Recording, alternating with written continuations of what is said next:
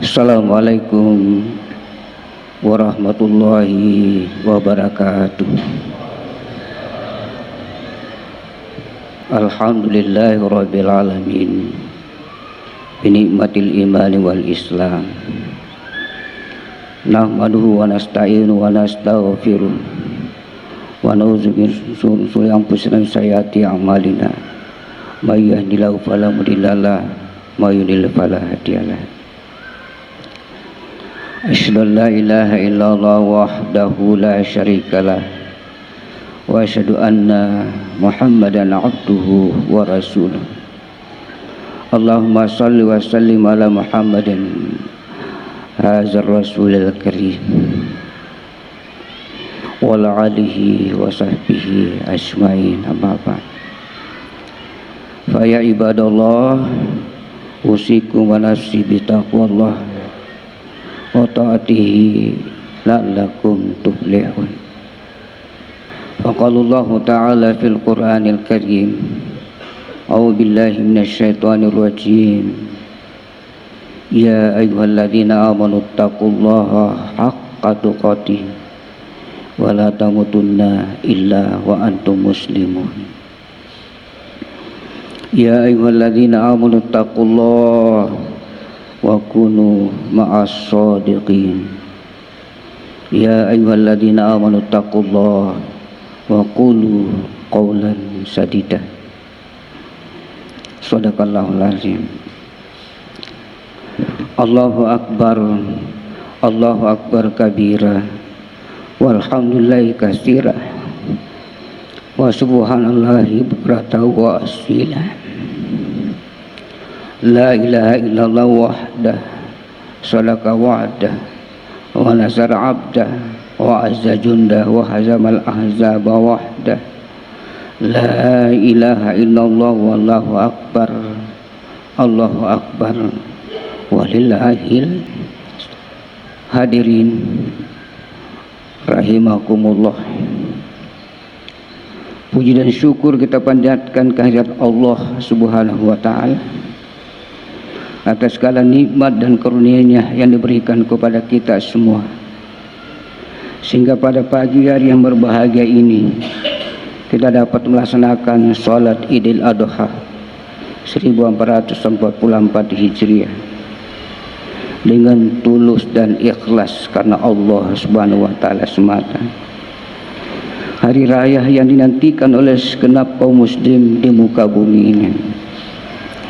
Selawat dan salam semoga senantiasa tercurah kepada Rasulullah Muhammad sallallahu alaihi wasallam, para keluarganya, sahabatnya, dan orang-orang yang mengikutinya. Allahu akbar, Allahu akbar, walillahil hamd. Hari ini kita merayakan hari besar umat Islam yang disebut dengan Idul Adha. Disebut demikian karena pada perayaan ini umat Islam menyembelih hewan kurban untuk dibagikan kepada masyarakat dan kaum duafa. Hewan ini disembelih dengan tujuan pendekatan diri kepada Allah Subhanahu wa taala. Itulah karena hari ini juga kita kenal dengan hari raya kurban. Kurban berarti dekat, lebih dekat atau sangat dekat. Disinilah indahnya kata kurban untuk hewan yang disembelih, supaya mempunyai makna sembelihan yang diniatkan untuk mendekatkan diri kepada Allah Subhanahu wa taala. Maka tidak berlebihan kalau hari ini kita sebut adalah perayaan pendekatan diri kepada Allah Subhanahu wa ta'ala. Pertanyaan yang perlu selalu kita renungkan ialah, apakah pada hari ini kita termasuk orang-orang yang merayakan pendekatan diri kepada Allah Subhanahu wa ta'ala? Apakah kita termasuk orang-orang yang sangat dekat dengan Allah? Apakah dengan mengorbankan sapi atau kambing hari ini kita sudah tergolong dekat dengan Allah? Atau apakah ketidakmampuan kita berkorban hari ini merusak kedekatan kita dengan Allah Subhanahu wa ta'ala? Untuk menjawab ini, marilah kita renungkan makna korban dalam firman Allah Subhanahu wa ta'ala. A'udzubillahi minasyaitonir rajim. Watsul alaina ba'adama bil haqq iskarba qurbanan fatuqbila min ahadihima wa lam yataqabbal minal akhar qala la'aqtulannak qala innama yataqabbalullahu minal muttaqin. Artinya, ceritakanlah kepada mereka kisah kedua putra Adam, yakni Habil dan Qabil. Menurut yang sebenarnya, ketika keduanya mempersembahkan korban, maka diterima dari salah seorang dari mereka berdua, yakni Habil, dan ditolak dan tidak diterima dari yang lain, yakni Qabil. Maka Qabil berkata, aku akan membunuhmu. Berkata Habil, sesungguhnya hanya Allah menerima korban bagi orang-orang yang bertakwa. Ibnu Jarir dalam tafsir Ibnu Katsir menjelaskan bahwa Habil mengorbankan kambing yang terbaik yang dia punya, sedangkan Qabil mengorbankan hasil tanamannya yang jelek yang dia sendiri tidak menyukainya. Dari kisah ini, Hari Raya Kurban mengajarkan kepada kita bahwa hanya yang terbaik yang diterima Allah Subhanahu wa ta'ala, sebagaimana firman-Nya, A'udzubillahi minasyaitonir rajim, la yanalul birra hatta tunfiqu mimma tuhibbun wa ma tunfiqu min syai'in fa innallaha bihi alim. Artinya, kamu sekali-kali tidak sampai kepada kebajikan yang sempurna sebelum kamu menafkahkan sebagian harta yang kamu cintai, dan apa saja yang kamu nafkahkan, maka sesungguhnya Allah Maha mengetahuinya. Kemudian di ayat yang lain Allah Subhanahu wa ta'ala berfirman, ya ayyuhalladzina amanu anfiqu min thayyibati ma kasabtum wa mimma akhrajna lakum minal ardi wa la tayammamul khabisa minhu tunfiqu walastum bi'akhizihi illa an tu'midu bihi wa'lamu annallaha ghaniyyun hamid.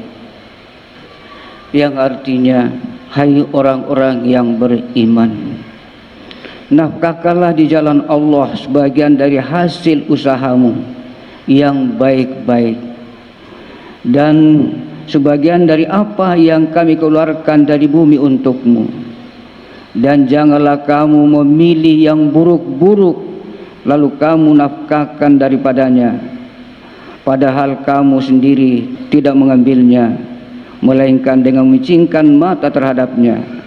Dan ketahuilah bahwa Allah Maha Kaya lagi Maha Terpuji.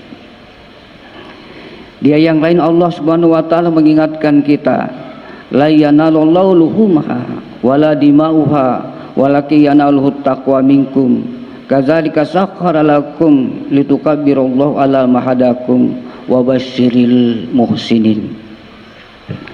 Artinya, daging-daging unta dan darahnya itu sekali-kali tidak dapat mencapai keridaan Allah, tetapi ketakwaan dari kamulah yang dapat mencapainya.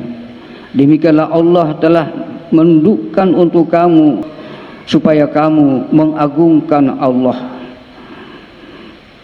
dan berilah kabar gembira kepada orang-orang yang berbuat baik. Lagi, wabasyiril muhsinin, berilah berita gembira kepada orang-orang yang berbuat baik. Allahu Akbar, Allahu Akbar walillaham. melalui perbuatan ihsan mengharuskan kita memberi lebih dari apa yang biasa kita lakukan. Ihsan lebih tinggi dari berbuat adil, karena adil memberi sesuai kewajiban kita dan mengambil apa yang menjadi hak kita.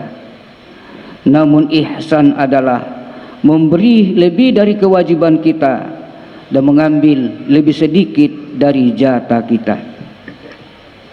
Perbuatan yang seperti ini tidak mungkin dilakukan kecuali kita dekat dengan Allah, dan kedekatan ini menjadikan kita selalu merasa melihat Allah atau dilihat Allah.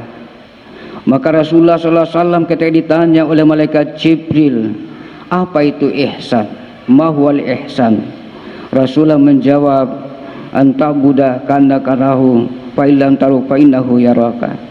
Artinya, kamu menyembah Allah seakan kamu melihatnya, dan jika kamu belum melihatnya maka kamu merasa selalu dilihat oleh Allah.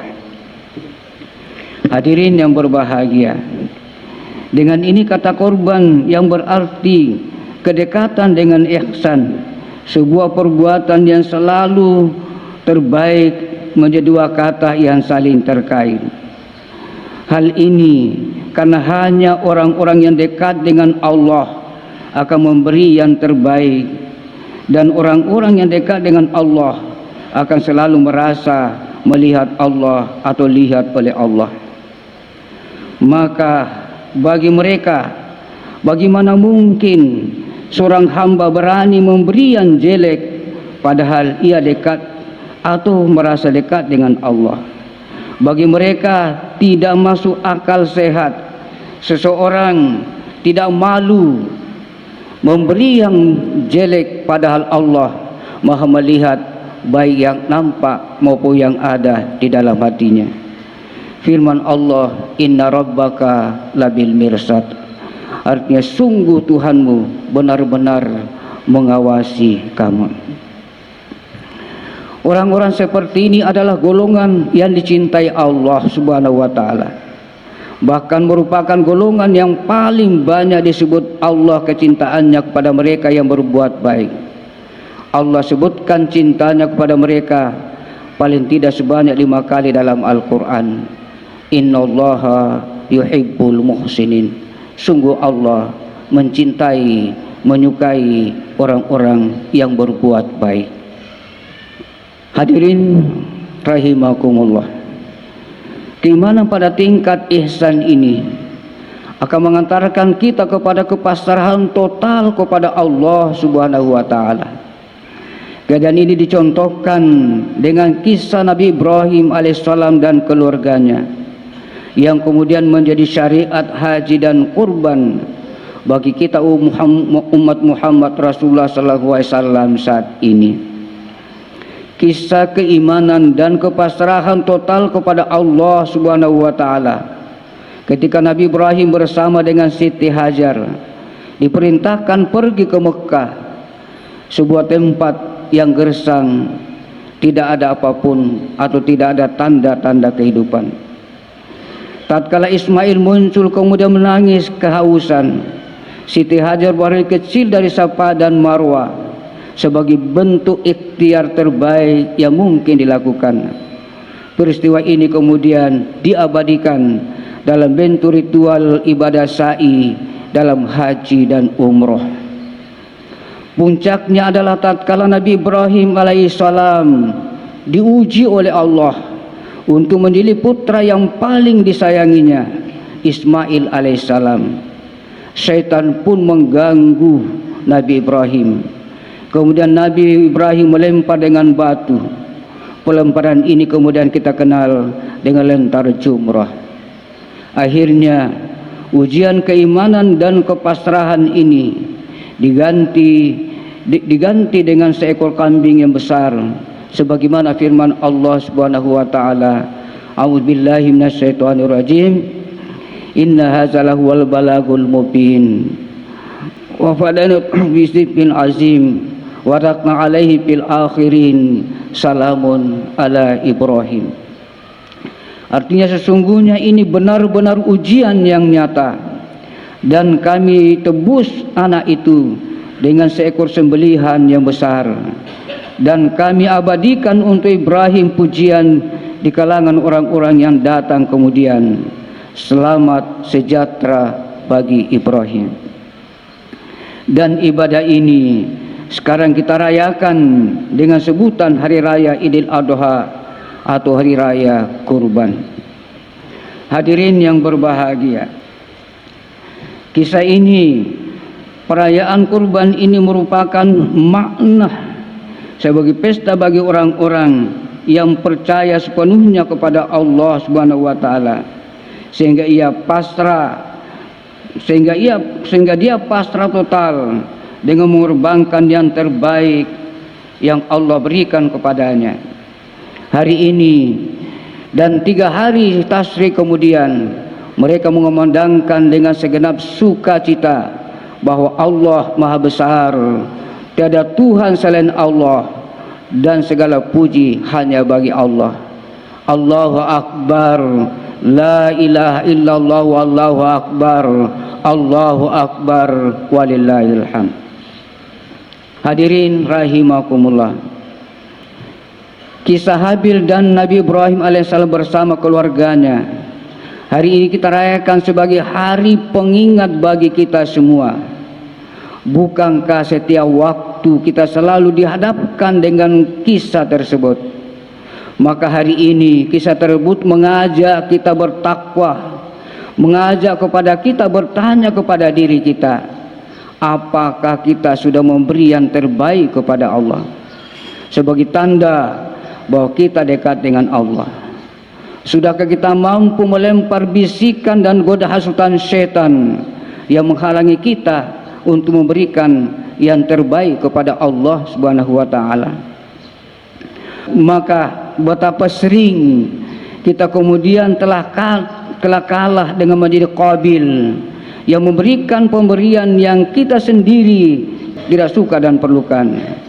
Betapa sering kemudian kita gagal mencontoh kepasrahan Nabiullah Ibrahim salam dan keluarganya. Padahal bukankah harta, tenaga dan umur adalah milik Allah Subhanahu wa taala, milik dan pemberian Allah Subhanahu wa taala. Semuanya hanyalah titipan sementara yang akan dipertanggungjawabkan di kemudian hari. Ingat firman Allah Subhanahu wa taala, summa latus alunna yauma idzin anin na'im.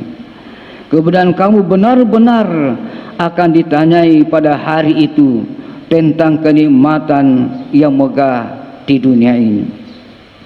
Hadirin yang berbahagia, lalu apa alasan yang masuk akal kita enggan memberikan sebagian dari harta kita, tenaga, pikiran dan umur kita untuk orang lain sebagai bentuk kepasrahan kita kepada Allah Subhanahu wa taala? Padahal bukankah Allah selalu mengganti apa yang kita berikan dengan ganti yang lebih baik? Pengorbanan Siti Hajar dengan ikhtiar berlari kecil antara Safa dan Marwah diganti dengan air Zam-Zam yang sampai saat ini kita dapat nikmati, khususnya bagi orang-orang yang melaksanakan ibadah haji dan umrah. Pengorbanan Nabi Ibrahim alaihissalam diganti dengan hewan sembelihan yang terbaik. Lalu apa alasan yang dapat diterima akal sehat kita ketika kita masih berat memberikan sebagai rezeki yang terbaik kepada Allah Subhanahu wa taala? Ingat firman Allah Subhanahu wa taala, a'udzubillahi minasyaitonir rajim, araditu bil hayatid dunya minal akhirah fama matal hayatid dunya fil akhirah illa qalil. Artinya, apakah kamu lebih menyenangi kehidupan di dunia daripada kehidupan di akhirat? Padahal kenikmatan hidup di dunia dibandingkan dengan kehidupan di akhirat hanyalah sedikit. Hadirin yang berbahagia, bagi orang yang beriman, memandang bahwa dunia adalah ladang beramal. Dunia dan harta adalah cobaan. Harta adalah sarana ibadah. Aktivitas dunia berorientasi akhirat. Mencari harta bagian dari ibadah. Kematian adalah awal dari kehidupan yang abadi. Oleh karena itu, kematian harus dipersiapkan. Sekali lagi, kematian harus dipersiapkan. Padahal dalam surah Al-Munafikun Allah SWT menjelaskan sekian tanda-tanda kemunafikan. Dan salah satu tanda yang disebutkan dalam surah ini adalah keengganan untuk menafkahkan sebagian dari rezeki yang Allah berikan kepadanya. Sampai akhirnya tiba ajalnya dan berharap agar waktu hidupnya diperpanjang. A'udzubillahi minasyaitonirrajim. Ya ayyuhalladzina amanu la tulhikum amwalukum wala auladukum an dzikrillah wa may yaf'al dzalika faulaika humul khasirun. Hai orang-orang yang beriman, janganlah hartamu dan anak-anakmu melalaikan kamu dari mengingat Allah. Barang siapa yang berbuat demikian, maka mereka itulah orang-orang yang merugi. Selanjutnya mereka berfirman, wa anfiqu mimma razaqnakum min qabli ayyati ahadakumul maut fayaqul rabbi law akhartani ila ajalin qarib wa saddaqa minkum minas shalihin. Dan belanjakanlah sebagian dari apa yang telah kami berikan kepadamu sebelum datang kematian kepada salah seorang di antara kamu. Lalu ia berkata, wahai Tuhanku, mengapa engkau tidak menangguhkan kepadaku kematianku sampai waktu yang dekat, yang menyebabkan aku dapat bersedekah dan aku termasuk orang-orang yang saleh. Dijawab oleh Allah, wala yuakhirallahu nafsan iza jaa ajaluha wallahu khabirun bima ta'malun. Dan Allah sekali-kali tidak akan menangguhkan kematian seseorang apabila telah datang waktu kematiannya, dan Allah Maha mengenal apa yang kamu kerjakan.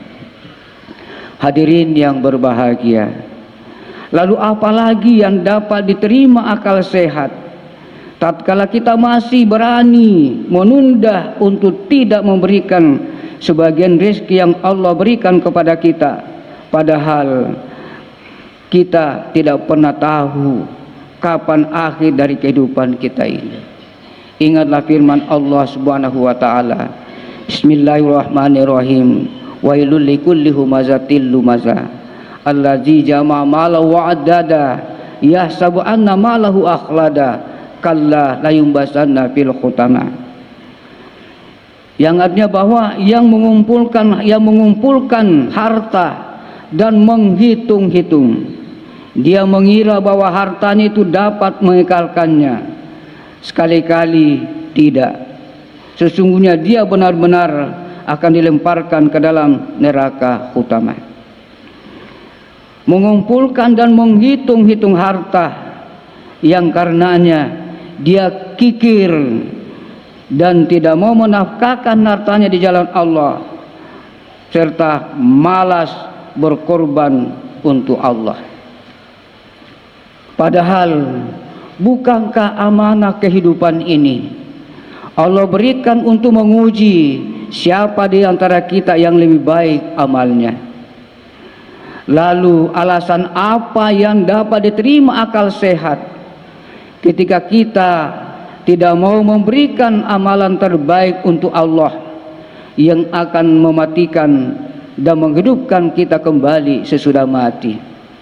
Ingat firman Allah Subhanahu wa taala, a'udzubillahi minasyaitonirrajim, kaifa takfuruna billah wa kuntum amwata fahyakum summa yumitukum summa yuhyikum summa ilaihi turja'un.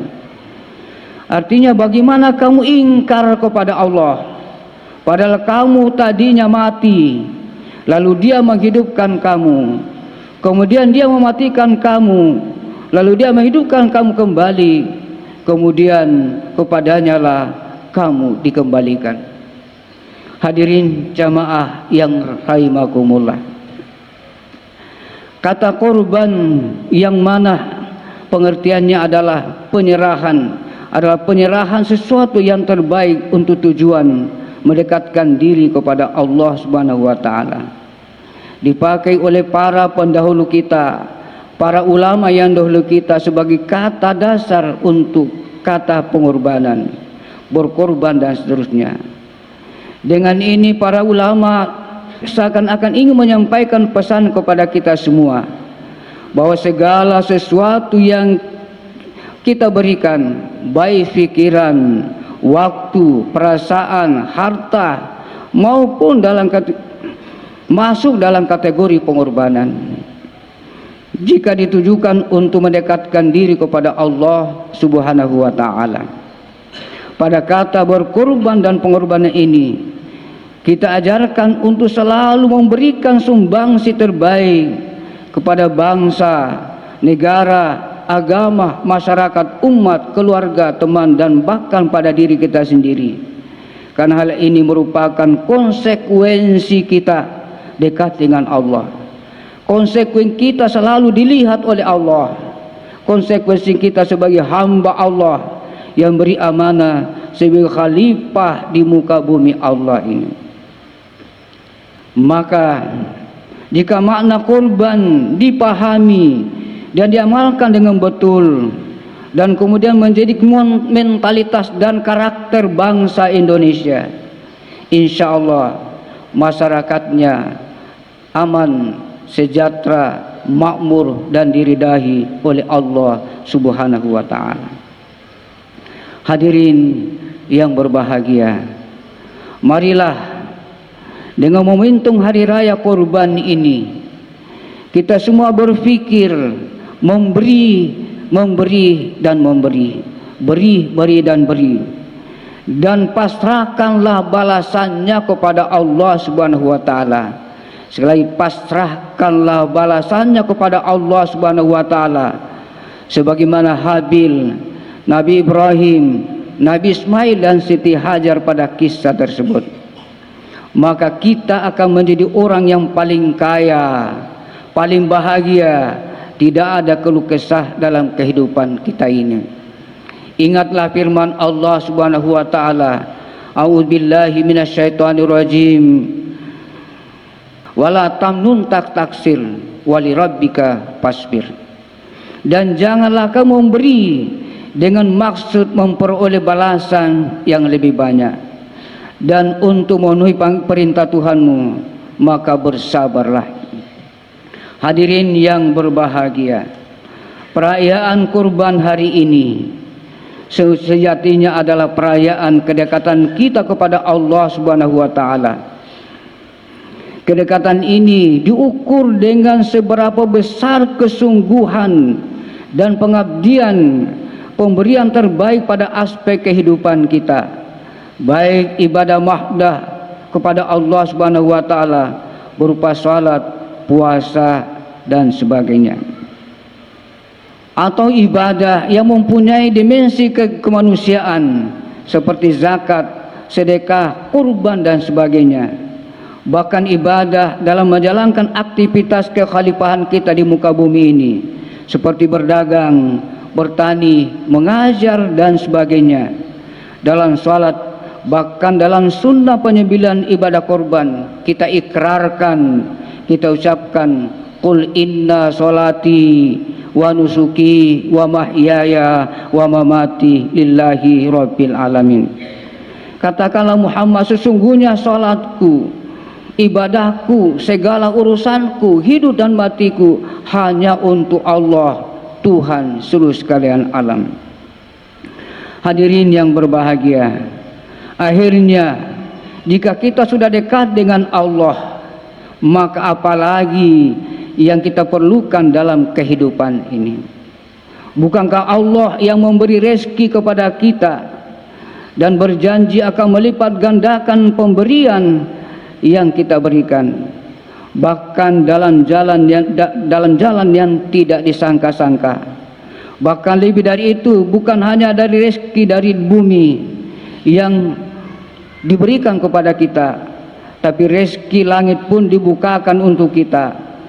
Maha besar Allah, lagi Maha Pengasih, lagi Maha Penyayang. Hadirin yang berbahagia, oleh karena itu berbuat mati, karena kematian adalah keniscayaan. Tapi takutlah kalau hidup ini tidak memberi nilai kebaikan dan manfaat bagi sesama. Allahu Akbar, Allahu Akbar, walillahil hamd.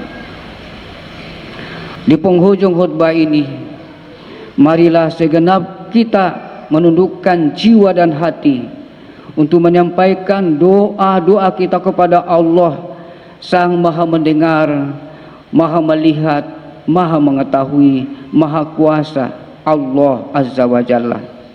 Semoga doa-doa itu terhantarkan ke sisi Allah Rabbul Alamin dengan ibadah kurban yang kita lakukan, yang kita tunaikan pada hari ini.